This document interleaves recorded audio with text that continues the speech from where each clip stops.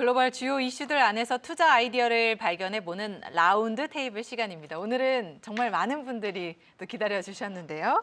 네, 오카다, 오사카. 죄송해요. 네, 오카다 사야카 니시 대표님께서 나와주셨습니다. 어서 오세요. 네, 잘 부탁드리겠습니다. 네, 아니 정말 저희가 한 2달 전에 만나 뵀었나요? 네. 우리 대표님을 만나 뵌 후에 팬층이 대단했습니다. 제발 좀 불러달라는. 아이고, 감사합니다. 많은 그 쇄도하는 요청에 저희가 정말 이 대표님을 모실 수밖에 없었다는 점 영광입니다. 말씀을 드리면서 감사합니다. 일본 시장 진단을 내려보도록 하겠습니다. 네. 지난번에 이제 출연하신 뒤에 좀 반응이 어떠셨어요?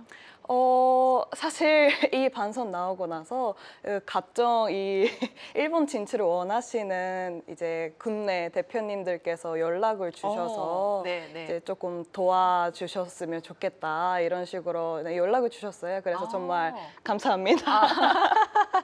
좋네요. 네.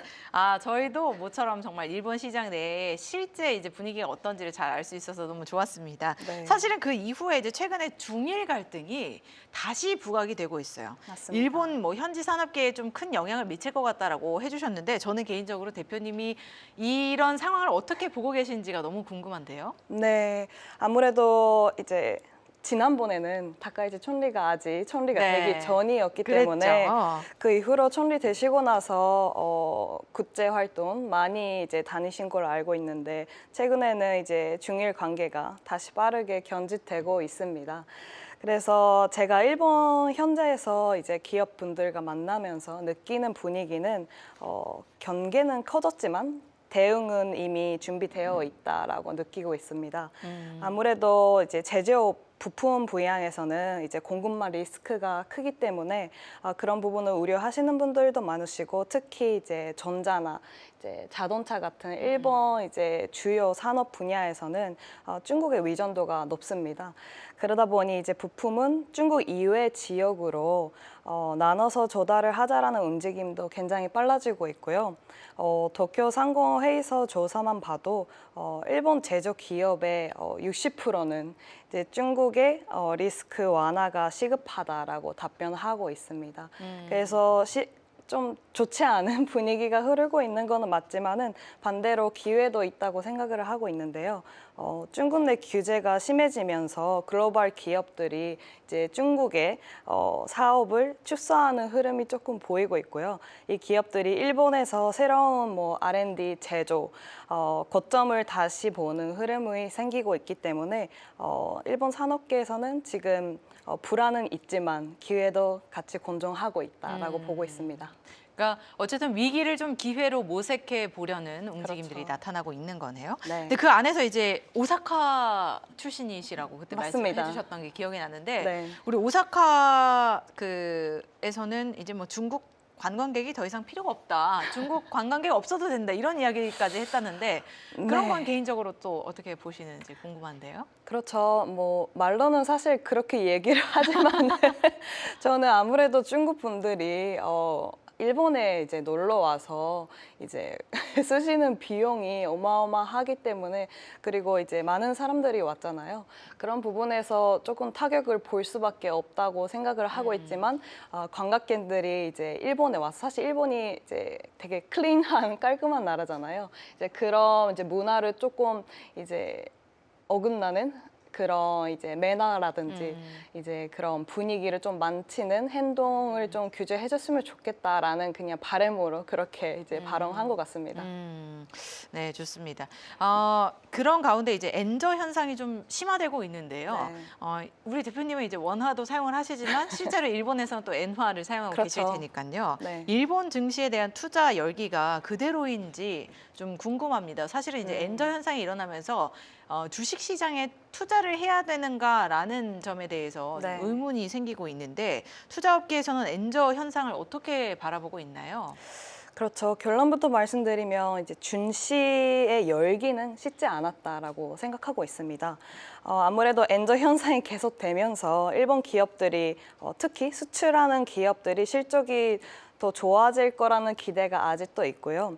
또 글로벌 투자자들 입장에서도 일본 주식을 싸게 살 수 있는 타이밍이라고 좀 기회로 보시는 분위기도 여전히 있습니다.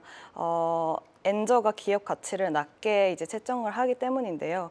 아무래도 이제 그런 부분에서 내부에서 우려도 동시에 있고요. 이제 글로벌 투자자 입장에서는 이제 기회가 될 수도 있지만은 일본 현지 기업 입장에서는 수출 기업은 좋지만은 내수 기업은 또 어려워질 수 있다라는 부분을 우려하고 그런 균형을 이제 잡히는 그런 시각을 이제 다들 지니고 있다고 생각하고 있어요.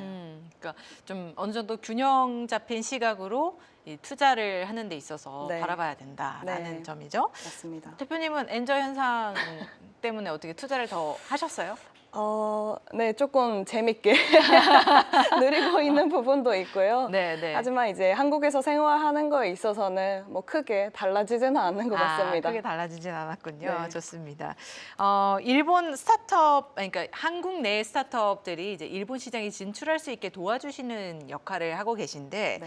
이 일본 내에서도 스타트업이 있을 거잖아요. 네. 일본 내 스타트업 시장에서는 보통 스타트업을 한다 하면 이제 상장까지를 목표로 하는데 이러한 상장을 목표로 하는 게 아니라 M&A를 선택하는 기업들이 또 늘고 있다는 소식이 네. 들려옵니다. 실제로 이제 이런 스타트업들이 왜 IPO 대신에 M&A를 선택하는 이유는 뭘까요? 그쵸. 아무래도 일본은 사실 IPO가 쉬운 이제 나라 중에 하나라고 보고 있었습니다. IPO가 쉬워요? 네, 어. 원래는 쉬웠는데요. 최근에 들어서 일본의 이제 산장이 좀 어려워진 이유가 이제 규제 강화라든지 심사 기간의 중과 뭐 삼장하고 나서 이제 수익에 대한 압박이라든지 그런 부분에서 조금씩 이제 산장이 어려워졌는데요. 그런 부분을 생각하면 이제 산장 비용 대비 효율이 이제 나지 않으니까 이제 기업들 입장에서 IPO보다는 M&A를 하는 것이 이제 더 빠르게 효과를 볼 수 있는 것이 아닌가라는 움직임이 이제 보이는 것 같습니다. 그래서 전략적으로 M&A를 빠르게 이제 선장해보자라는 이제 움직임이 보이고 네. 있습니다. 그러니까요. 실제로 이제 상장한다는 소식보다도 저희가 일본 내 그 시장의 주요 뉴스들을 살펴보면 M&A를 이제 목표로 하고 있거나 아니면 네. 실제로 이제 전략적으로 M&A를 하는 기업들이 많이 보이고 있더라고요. 사실 이러한 흐름이 일본 시장에는 또 어떤 영향을 미치게 될까요? 그렇죠. 아무래도 단기적으로는 스타트업 생태계가 더 이제 역동적으로 될 수 있다고 생각을 하고 있습니다. 실제로 올해 일본에서 M&A 시장 규모가 5년간에 거의 2배 가까이로 이제 커지고 있고요. 예를 들어 제 지인의 회사이긴 하지만은 대표적인 M&A 중개사인 M&A 종합연구소라는 회사가 있습니다. 이제 그 회사는 창업하고 거의 이제 4년 되지 않은 실내에 이제 상장을 했고요. 작년에 매출액만 봐도 약 165억엔, 하나로 하면 1,650원 이제 1,650원. 네, 정도니까 이제 많이 커지고 있고요. 이제 거기 대표님이 조금 젊으신 분인데 이제 최연소로 빌리어네어가 되셨습니다. 그래서 그런 분위기만 봐도 굉장히 M&A의 이제 시장이 이제 커지고 있다라는 걸 볼 수 있고요. 장기적으로는 스타트업이 이제 기술을 만들고 대기업이 흡수를 하고 다시 시장에서 사업화를 하는 그 선한 이제 구조가 그쵸, 더 선순환 빨라지고 구조. 네. 있다고 생각을 하고 있습니다. 아니 방금 사진이 지금 이분을 소개를 말씀해 주신 건데요. 사가미 다시 한 번만 대표님. 혹시 보여주실 수 있나요?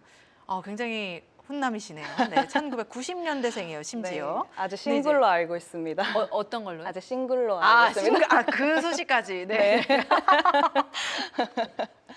네. 아직 싱글이신데 굉장히 젊으시네요. 네. 그러니까 일본 내에서도 사실은 이렇게 젊은 청년들이 이제 M&A 등등을 하면서 이제 투자 쪽으로 많이 기울고 있다는 그런 움직임을 저희가 좀 포착을 해볼 수 있을 것 같은데요. 네, 맞습니다. 대표님도 그렇고요. 아닙니다. 좋습니다.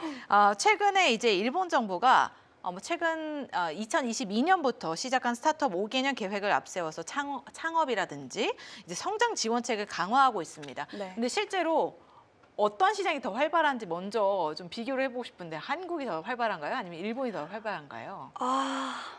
저는 이제 아무래도 한국에 주로 있다 보니 한국의 스타트업 시장이 굉장히 활발하다라고 느껴지고는 있지만은 이제 최근 몇 년간은 이제 투자 시장은 좋지 않았어요. 그래서 스타트업들도 투자 유치하는 거에 어려움을 많이 느끼고 있어서 그런 부분에서 일본어를 하지 않으셔도 일본에 돈이 흐르고 있나 보다라고 이제 예측을 하시고 많이 진출을 하고 이제 투자처도 찾고 있는 흐름을 보다 보니 일본의 움직임이 조금 더 많아지고 있지 않을까라고 생각을 하고 있어요. 그럼 구체적으로 이제 어떤 정책들이 좀 뒷받침이 되고 있는지 그리고 네. 최근에 좀 주목할 만한 성과는 어느 정도로 평가가 되고 있는지 궁금한데요. 이 스타트업 5개년 계획이라는 이제 큰 그림을 발표한 핵심은 세 가지인데요. 하나는 아무래도 투자를 확대해보자라는 이제 움직임이에요. 이제 스타트업 투자 규모를 거의 100조 엔까지 늘리겠다라는 목표를 가지고 있습니다. 그리고 원화로 하면 1000조 원이기 때문에 굉장히 큰 수치이기도 하죠. 그리고 두 번째는 이제 세제 혜택 강화, 스톡 옵션 규제를 완화한다든지 법인세를 건재한다든지 이제 그런 스타트업들에게 이제 좋은 이제 시스템을 마련해보자라는 움직임도 있고요. 세 번째는 인재를 유입해보자. 해외 창업가를 이제 더 늘리기 위해서 비자도 이제 완화를 하고 기술의 이제 인재들도 유치를 더더욱 이제 확대시켜보자 이라는 움직임이 보이고 있고요. 그 성과를 말씀해 주셨는데 제가 생각하기에는 일단 투자 규모가 지금 이제 사상 최대치로 올라가고 있기 때문에 첫 번째로 투자 확대는 많이 되고 있다고 생각하고 있습니다.